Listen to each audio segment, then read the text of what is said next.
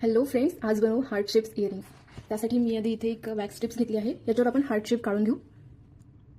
बघा या प्रकारे. याच्यावरनं मला जमत पण नाही आहे. बघू कसा होतोय.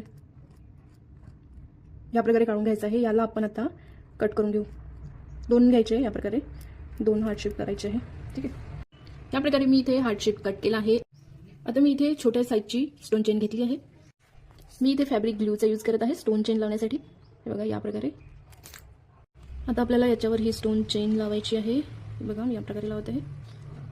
बघा या प्रकारे आपली स्टोन चेन लावून झाली आहे. त्याच्यानंतर मी इथे यूज करणार आहे डोरलीचा धागा.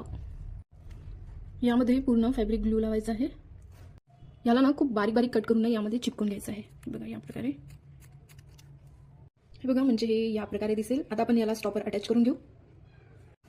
हे आपले हार्ट शेप इयरिंग्स रेडी झाले आहे. इयरिंग्स कसे वाटले मला कमेंट्समध्ये नक्की सांगा. थँक्यू.